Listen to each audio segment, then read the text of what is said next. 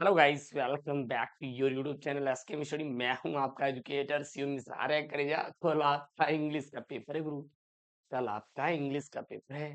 मैं आपको जो भी पढ़ा रहा हूँ, जितने भी मैं पेपर सॉल्व करा रहा हूँ, हर एक पेपर में आपको एक लेटर मिलेगा, एक आर्टिकल मिल रहा है, एक सेंट्रल आइडिया मिल रहा है, एक पैसेज मिल रहे हैं और कुछ शॉर्ट एंड लॉन्ग मिल रहे हैं। जी हाँ, उतना भी अगर पढ़ लेते हैं ना तो कुछ ना कुछ आपका आ ही जाएगा वहां पेपर में। और करने का तरीका जो मैं बता रहा हूँ, उसको आप फॉलो कीजिए, देखिएगा भाई ठोक के नंबर पाओगे, गारंटी दे रहा हूँ सर। पूरा नंबर लेकर आओगे, लेकिन आपको मेहनत तो करना पड़ेगा सर, मेहनत तो करना पड़ेगा। जब तक आप मेहनत नहीं करेंगे तब तक सर सफलता आपकी कदम नहीं चूमने वाली। तो आप मेहनत कीजिए, सफलता आपके पैरों में होगी सर, पैरों में होगी सर, यूं खड़ी रहेगी सर, यूं। देखिएगा, यहाँ पे सर मैं क्या लेकर आया हूँ आपके पेपर में। जो आपका कल कल यानी 2 मार्च है ना सर। कल आपका कितना मार्च है? 2 मार्च है सर। कल कितना है सर जी? 2 मार्च है। 2 मार्च है और इंग्लिश का पेपर आएगा। इंग्लिश का पेपर आएगा। इंग्लिश का ग्रुप क्या आएगा? पेपर आएगा। और इंग्लिश में पूछा जाएगा सेंट्रल आइडिया। लेकिन गुरुदेव, हमें लिखना कैसा है? और इम्पोर्टेंट वाला सेंट्रल आइडिया करा दीजिए। इसमें इम्पोर्टेंट ही है, इसमें मैं लिखने का तरीका आपको बता दे रहा हूँ कैसे लिखना है। और इसके बाद मैं जितना इम्पोर्टेंट सेंट्रल आइडिया है, एक ही वीडियो में मैं अपलोड करवा दूंगा रात में। मैं ही बना के अपलोड कर दूंगा, आप पढ़ के जाइएगा। एग्जाम में पक्का फंसेगा सर, पक्का वो सेंट्रल आइडिया आपको फंसेगा वहां एग्जाम में, ठीक है ना?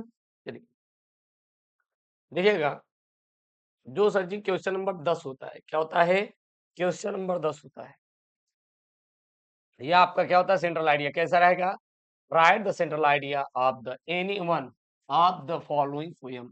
यानी कि आपको दिया रहेगा उसमें सेंट्रल आइडिया। कितने दिए रहेंगे? कुल मिला के 3 दिए रहेंगे। तीनों में से किसी एक सेंट्रल आइडिया का क्या सर लिखना रहेगा आपको? पोयम लिखना रहेगा सर। क्या लिखना रहेगा सर? पोयम आपको लिखना रहेगा गुरुदेव। क्या लिखना रहेगा गुरुदेव? पोयम आपको लिखना रहेगा। तो जब आपको किसी एक का ही सेंट्रल आइडिया पोयम लिखना है, तो आपको मैं 3-4 आपको पोयम का सेंट्रल आइडिया याद करा दूंगा। और ऐसा भी नहीं बहुत बड़े-बड़े, छोटा-छोटा, छोटा-छोटा 3-4 तो याद करा देंगे, उतने में काम हो जाएगा। कल जाना आराम से छापना, ठीक है? परेशान मत होइए। लिखने का तरीका कैसे रहेगा? सबसे पहले आप क्वेश्चन नंबर ऊपर डाल दीजिएगा। और अगर आपको इंग्लिश का कोई क्वेश्चन नहीं आ रहा है तो आप उसको तब भी कुछ कुछ ही लिखिए उससे रिलेटेड। पैसे से निकाल के लिख दीजिएगा, लेकिन लिख दीजिएगा जरूर। छोड़ कर आओगे एक भी नंबर नहीं मिलेगा, लिख कर आओगे कुछ ही नंबर आपको मिलेगा, लेकिन पास हो जाओगे।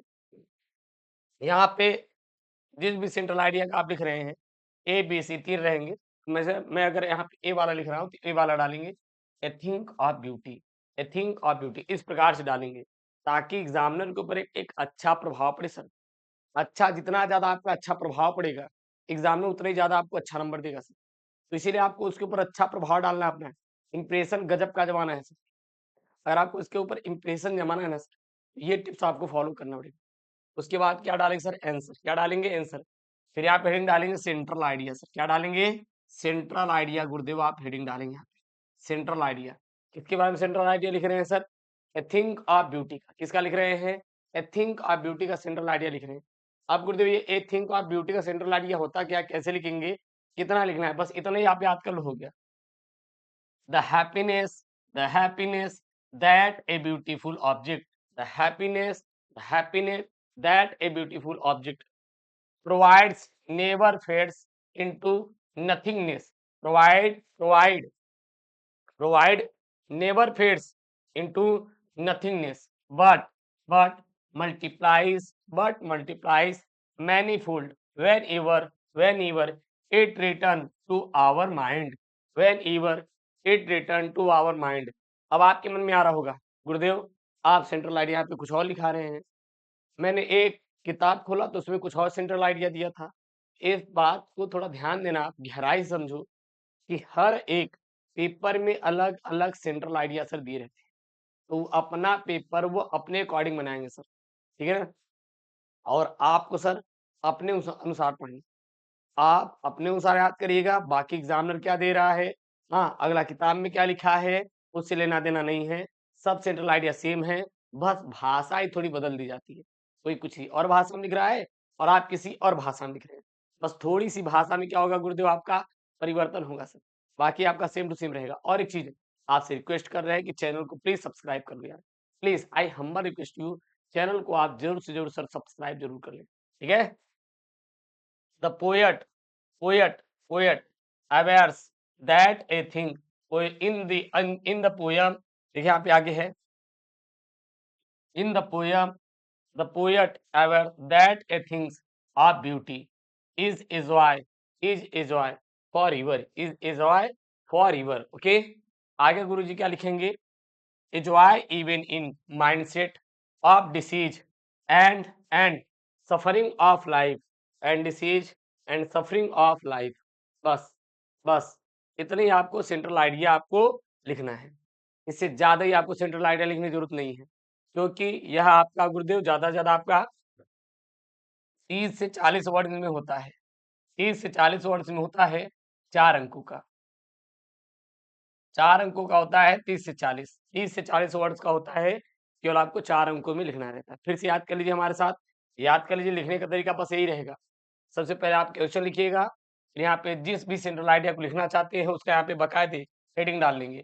ए थिंक ऑफ ब्यूटी के लिख रहे हैं, ए थिंक ऑफ ब्यूटी का हेडिंग डाल लेंगे, उसके बाद यहाँ पे आंसर डालेंगे, लिखेंगे सेंट्रल आइडिया, क्या लिखेंगे, सेंट्रल आइडिया। इसमें गुरु जी क्या लिखेंगे आप, the happiness that a beautiful object, the happiness that a beautiful object provide never fades into nothingness, provide never fades into nothingness, but multiplies manifold whenever it return to our mind, whenever it return to our mind. In the poem, the poet avers that a thing of beautiful is a joy forever, is a joy forever, a joy even in mindset of disease and suffering of life, and suffering of life। इस तरीके से sir अगर आप central idea कल paper में लिख कर आते हैं तो आप 4 में 4 नंबर आप पा जाएंगे। 100 नंबर का पेपर रहता है, 33 नंबर आपको पास होने के लिए चाहिए, और 4 आप इसमें से लहा ले रहे हैं, तो आपका काम गुरुदेव हो जाएगा। जबरदस्त सेंट्रल आइडिया है। इसके साथ साथ मैं आपको कीपिंग फिट का करा दूंगा, माई मदर एट सिटी 6 का करा दूंगा, एक और मैं करा दूंगा, आपका इतने में हो जाएगा। आपको और अलग से कुछ पढ़ने की जरूरत नहीं है, ठीक है ना। और हाँ, चैनल को प्लीज सब्सक्राइब करो, वीडियो को लाइक करो और शेयर करो। मिलते हैं नेक्स्ट वीडियो में दोस्तों, थैंक यू, जय हिंद।